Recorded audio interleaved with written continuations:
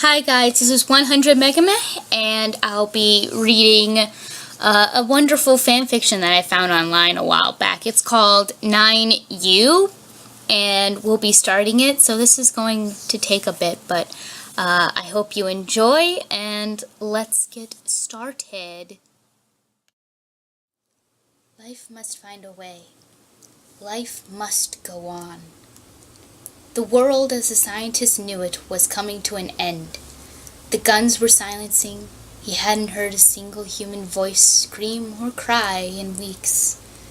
The air smelled of death and desolation, and he was growing so desperately alone.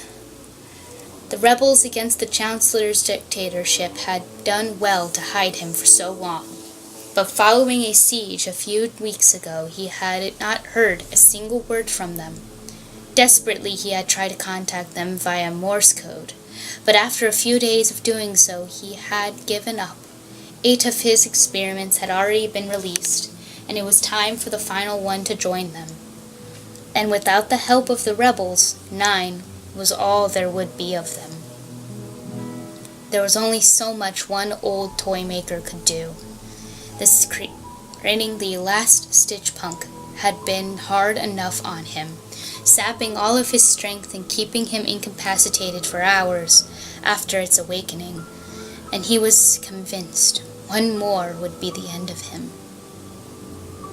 It had been worth a try, he told himself as he closed and locked the briefcase, running his finger along the edge of it as if prolonging the inevitable.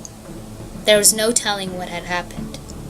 Perhaps the message got lost on its way to the rebels, or perhaps there just weren't any rebels left to receive it.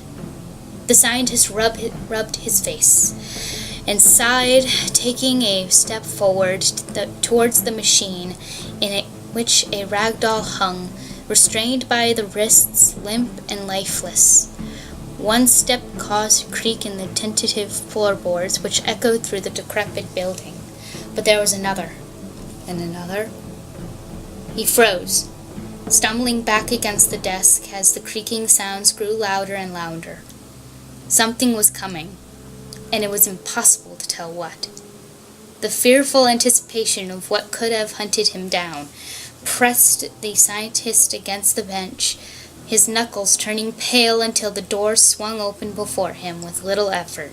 Standing there was a little old man, scuffed and covered in smudges of dirt and a little out of breath. He was dressed in a rather disheveled manner, wearing long pants, a shirt, and a waistcoat.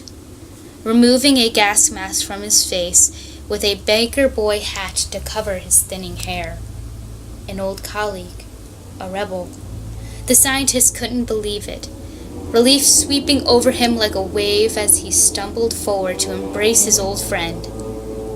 A finer sight in my eyes I could never have encountered.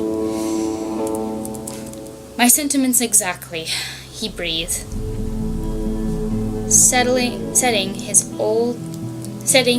broken old broom of a walking stick to one side as he helped his frail friend take a seat.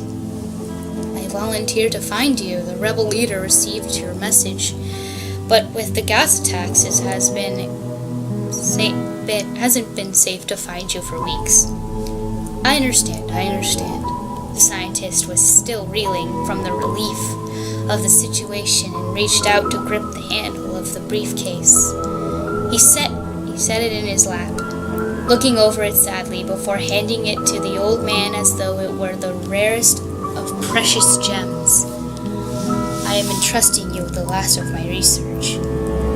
I have done what I can with the tools I had here, but in the hands of another, great things can happen, or great evils, he reminded him.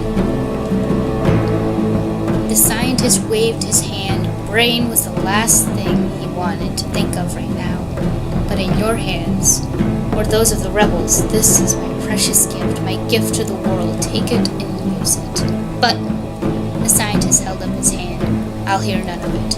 Do it as a favor to an old fool and an old friend. Go on now. while there's a break in the gas.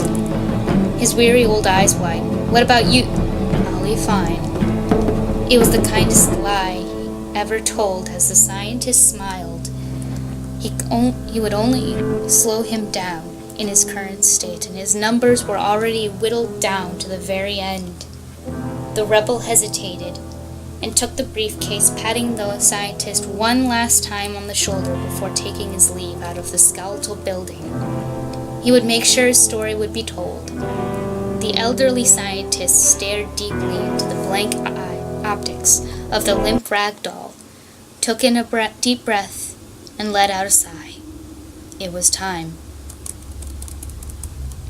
The old rebel clenched the case to his chest, protecting the precious contents with his life as he dodged fallen lampposts, piles of rubble, and half-crushed cars to reach his goal.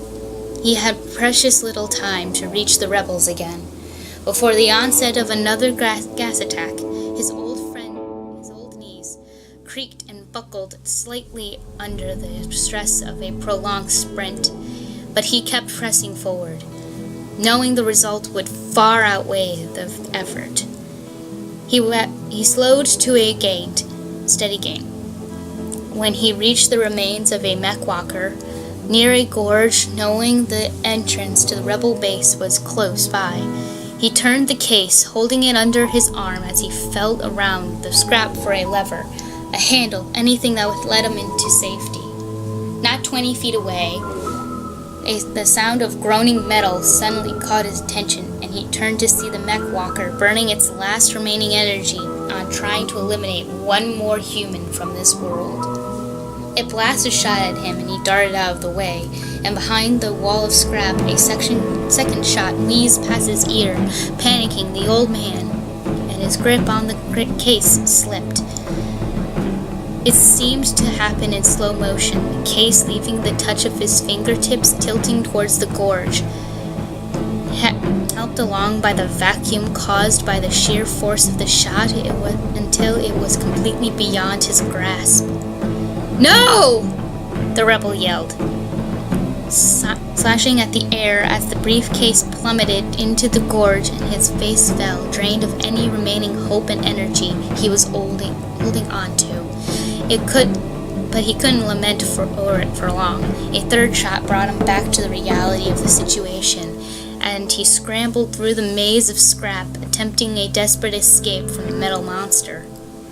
The briefcase crunched off the side of the gorge, and plummeted into the darkness, out of sight of this bleak and desolate world. They had failed. The rebels would never receive the scientist's precious studies.